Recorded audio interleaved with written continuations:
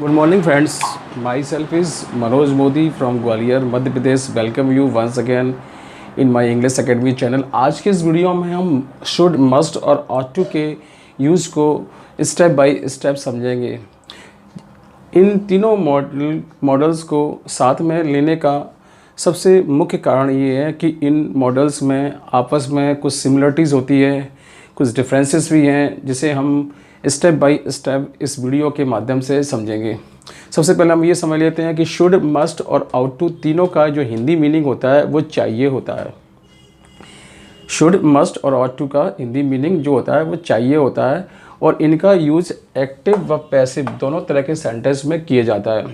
साथ साथ आपको ये भी याद रखना पड़ेगा, अगर इनका यूज़ प्रेजेंट टेंस में किया जा रहा है तो शुड, मस्ट और ऑट टू के बाद वर्ब की फर्स्ट फॉर्म आएगी जिसका हिंदी मतलब होगा चाहिए.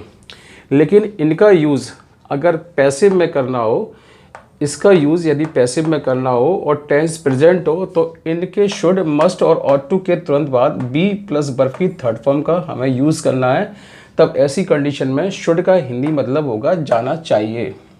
राइट. जैसे मैं दो एग्जांपल आपके सामने बोलता हूँ. जैसे मैंने कहा उसे बुलाया जाना चाहिए, ये सेंटेंस पैसिव है. तब हम सेंटेंस में हम शुड के साथ बी प्लस बी3 का यूज़ करेंगे. लेकिन अगर सेंटेंस इस तरह से बोला जाए कि तुम्हें पढ़ना चाहिए, तब उस कंडीशन में शुड के साथ वर्ब की फर्स्ट फॉर्म लाएंगे क्योंकि ये सेंटेंस एक्टिव है.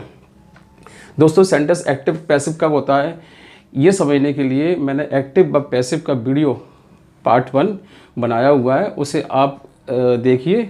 और जब आप उस वीडियो को अगर अच्छी तरह से देखेंगे तो आपको ईजिली ये समझ में आ जाएगा कि सेंटेंस एक्टिव व पैसिव कब होता है और कहाँ हमें एक्टिव सेंटेंस की आवश्यकता होती है, कहाँ हमें पैसिव सेंटेंस की आवश्यकता होती है. चाहे सेंटेंस हिंदी में बोला जाए या इंग्लिश में बोला जाए, चाहे हिंदी में लिखा जाए चाहे इंग्लिश में लिखा जाए, आपको ईजिली तुरंत मालूम पड़ जाएगा कि सेंटेंस एक्टिव है या फिर पैसिव है.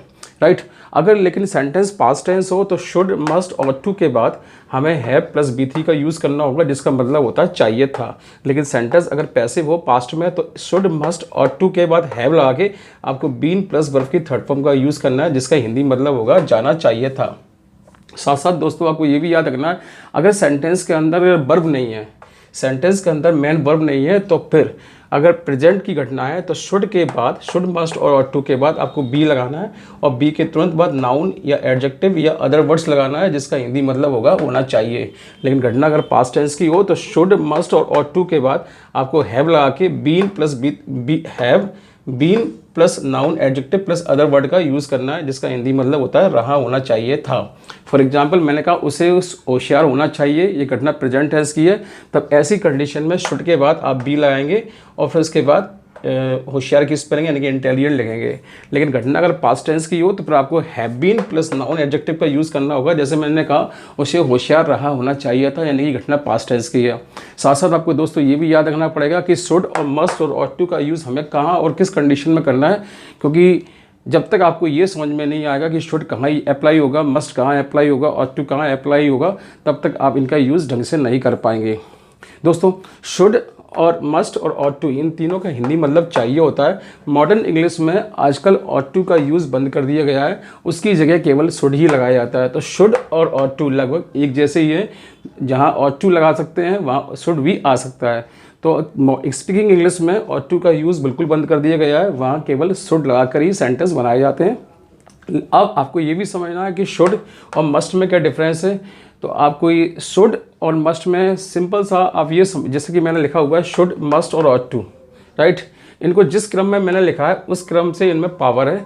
अगर कोई बात बहुत सीधी तरीके से, सिंपल तरीके से कही जा रही है तो शुड लगाना है, और कोई बात बहुत ही मजबूरी में या बाध्यता बताने के लिए कही जा रही है तब उस कंडीशन में आपको मस्ट लगाना है. और यदि कोई बात बहुत ही पावरफुल तरीके से कहनी हो तो फिर उस कंडीशन में हम ऑट टू का यूज़ करेंगे.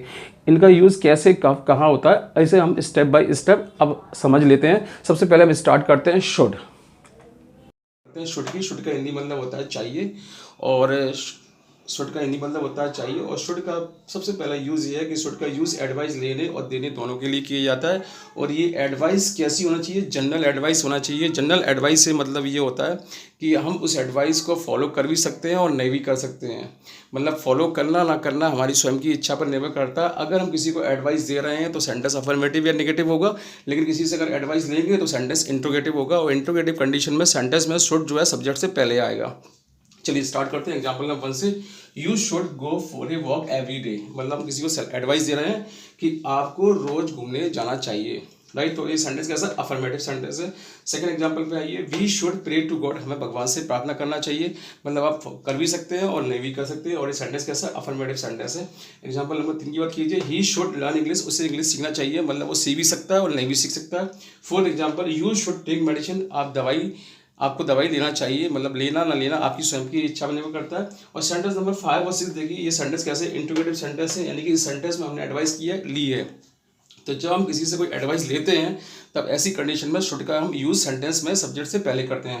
तो सेंटेंस ये लिखा होगा, व्हाट शुड आई ईट, मैं क्या खाऊं या मुझे क्या खाना चाहिए, मतलब हम किसी से पूछ रहे हैं कि रात को मैं क्या खाऊं, तो उस कंडीशन में सेंटेंस को क्या बोलेंगे? व्हाट शुड आई ईट, और इस सेंटेंस में शुड जो है सब्जेक्ट से पहले आया है। Next example, should I get up early in the morning, क्या मुझे सुबह जल्दी उठना चाहिए, राइट।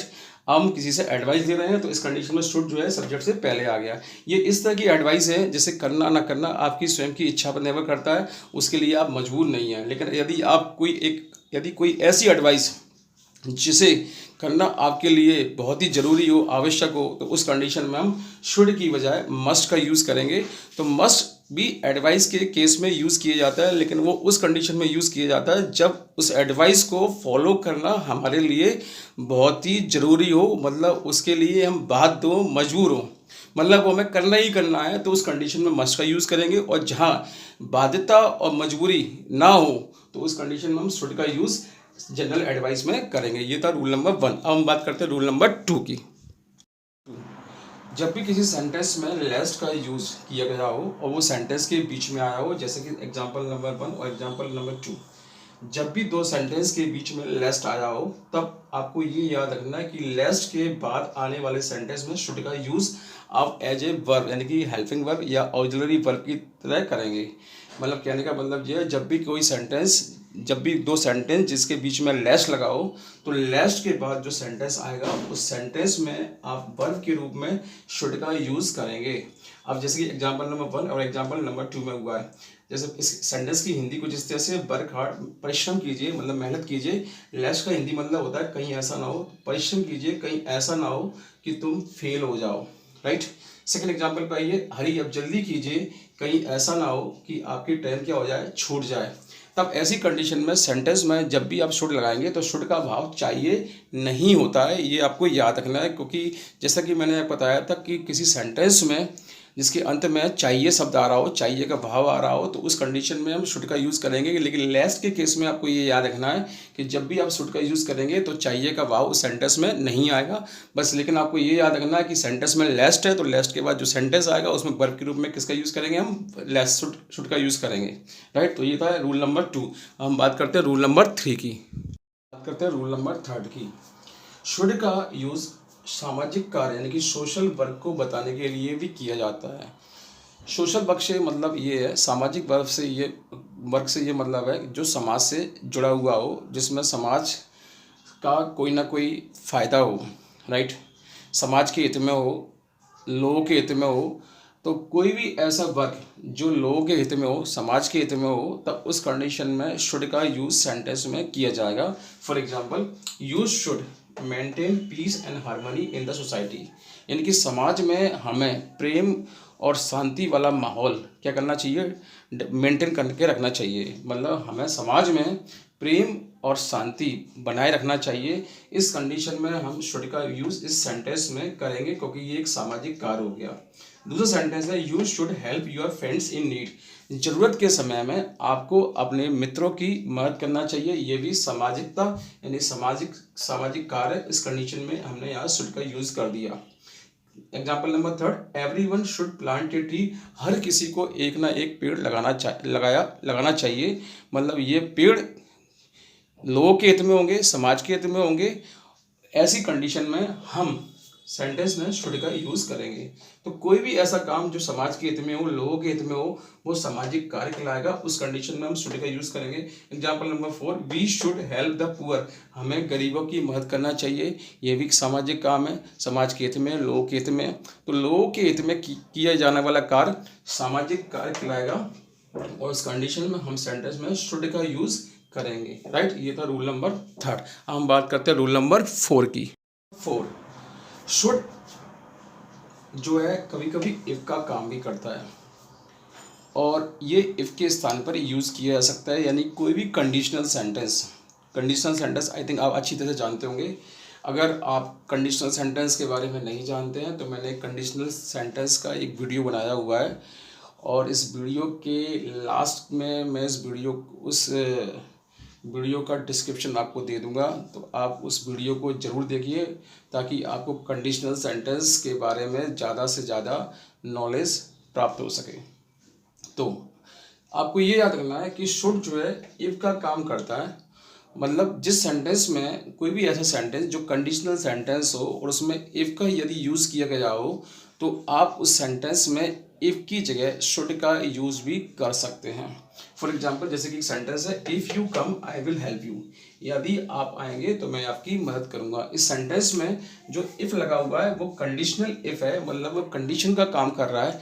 तब आप इस सेंटेंस में इफ़ को यहाँ से रिप्लेस कर सकते हैं और इफ़ की जगह शुड लगा सकते हैं। कहने का मतलब ये है कि जहाँ इफ़ लगा है वहाँ आप शुड लगाकर भी सेंटेंस को बना सकते हैं। तो यानी कि ये सेंटेंस कुछ इस तरह से भी बन सकता है, should you come I will help you. यानी कि यहाँ पे शुड जो है वो इफ़ का काम कर रहा है, और यहाँ शुड का अर्थ चाहिए नहीं होगा, बल्कि शुड का अर्थ यहाँ पर क्या होगा, यदि। यानी कि यदि तुम आओगे तो मैं तुम्हारी मदद करूँगा।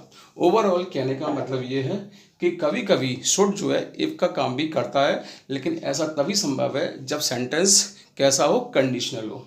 ये था रूल नंबर 4 शुड का। अब हम बात करते हैं मस्ट की।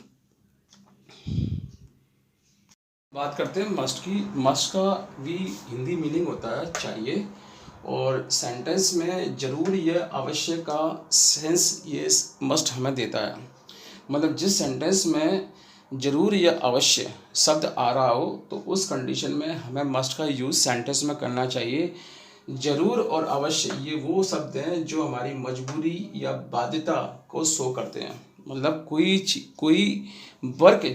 कोई वर्क जो हमारे लिए क्या हो, कंपलसरी हो, करना जरूरी हो, आवश्यक हो, उसके लिए हम बाध्य हों, मतलब करना ही पड़ेगा आपको, उस कंडीशन में मस्ट का यूज़ हम करते हैं।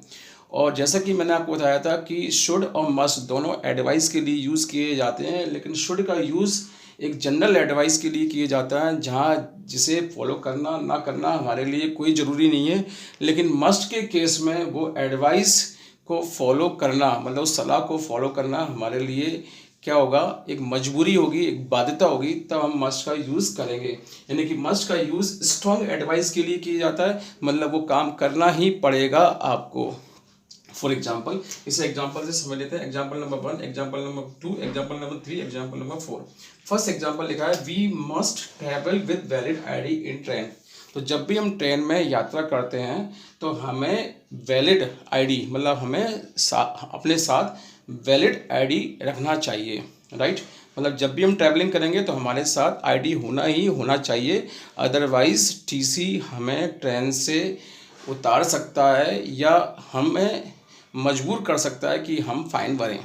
तो लेकिन अगर हमारे पास वैलिड आईडी होगी तो फिर ऐसी कंडीशन में हमें किसी भी तरह का फ़ाइन नहीं भरना पड़ेगा, ना हम ट्रेन से उतारे जाएंगे। तो जब भी हम ट्रैवलिंग करेंगे तो ट्रैवलिंग करते समय गवर्नमेंट ने भी ये बोल दिया है कि आपको अपने साथ एक आईडी रखना चाहिए।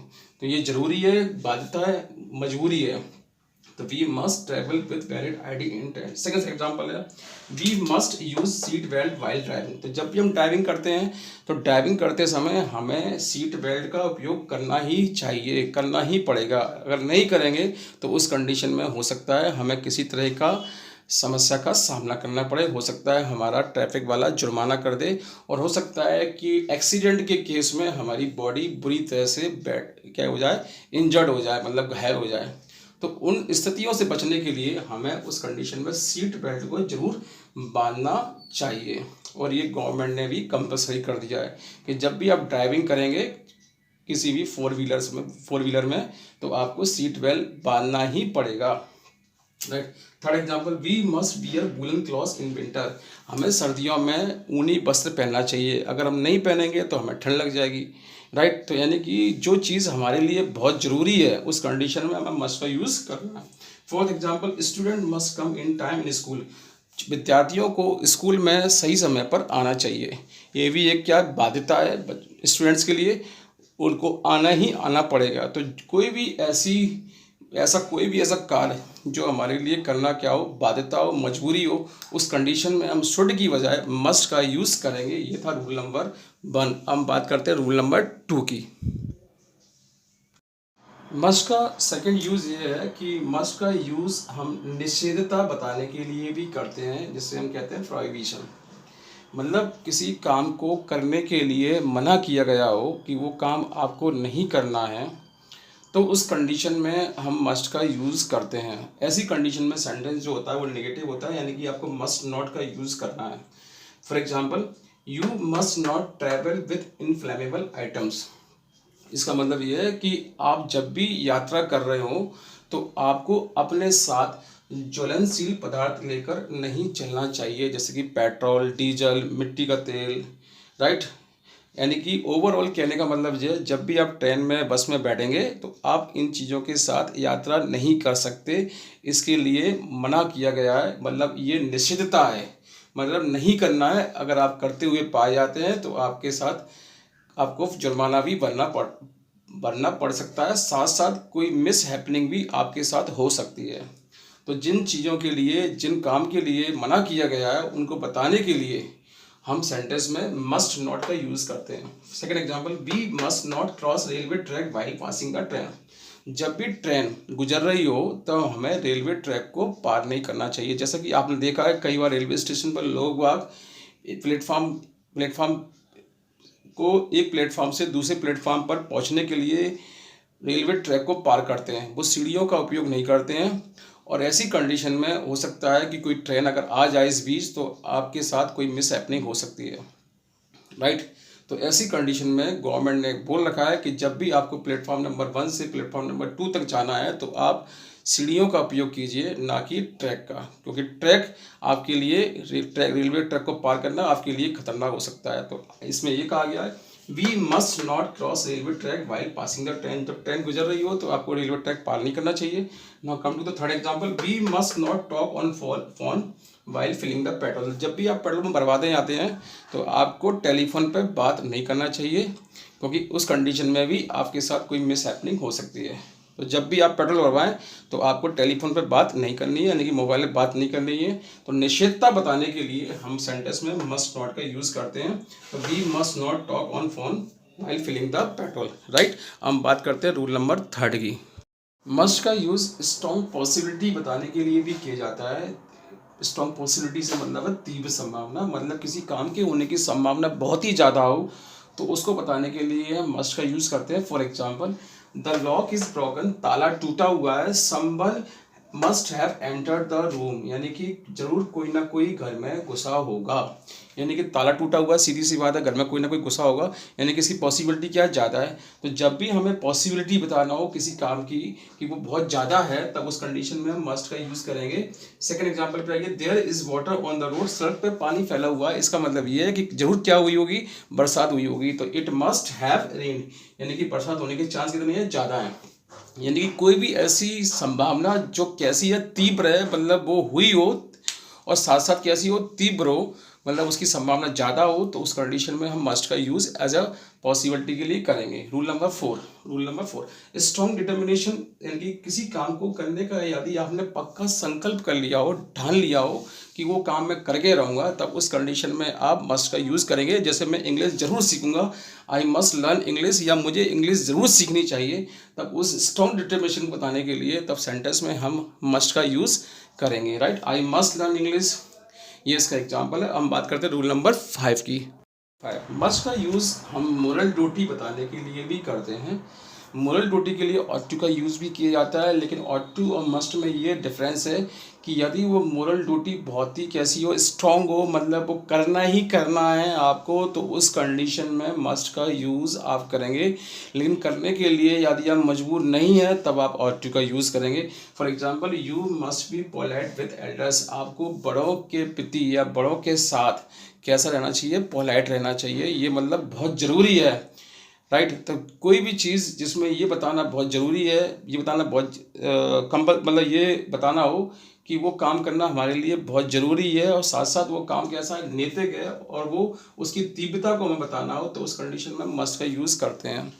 तब हम वहाँ ऑट टू का यूज़ नहीं कर सकते। तो सेंटेंस लिखा हुआ है, you must be polite with the elders, यानी आपको बड़ों के प्रति कैसे रहना चाहिए? पोलाइट रहना चाहिए। अब हम बात करते हैं आउट टू की। बात करते हैं ऑट टू की। ऑट टू का हिंदी मतलब होता है चाहिए।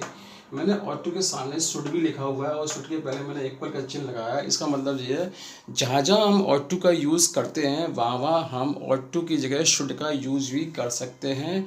उसके पीछे लॉजिक ये है, आजकल मॉडर्न इंग्लिश में ऑट टू के यूज़ को बिल्कुल भी यूज़ करना बंद कर दिया गया है। ऑट टू के स्थान पर शुड का यूज़ किया जाता है। पहली बात तो आप ये समझ लें कि आजकल मॉडर्न इंग्लिश में ऑट टू की जगह शुड का यूज़ किया जाता है। दूसरी बात आप ये समझ लीजिए कि ऑट टू का यूज़ हम नैतिक कार्य के लिए करते हैं। नैतिक कार्य से मतलब होता है मोरल ड्यूटी, यानी कि जो कार्य नैतिकता से जुड़े हुए हों, शिष्टाचार से जुड़े हुए हों, व्यवहार से जुड़े हुए हों, उस कंडीशन में हम सेंटेंस में ऑट टू का यूज़ करते हैं।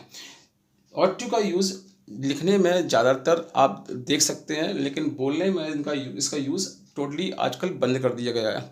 तो ऑट टू जो है शुड का काम करता है। तो जहाँ जहाँ कोई सेंटेंस जहाँ नैतिक कार्य बता रहा होगा, मतलब कोई भी सेंटेंस जिसमें नैतिकता शिष्टाचार बताया जा रहा होगा, तो उस सेंटेंस में हमें ऑट टू का यूज़ हम करते हैं। जैसे for example, we ought to polite with elders. हमें अपने बड़ों के प्रति कैसे रहना चाहिए? पोलाइट रहना चाहिए। मतलब ये क्या है? नैतिकता है, हमारा आचरण है।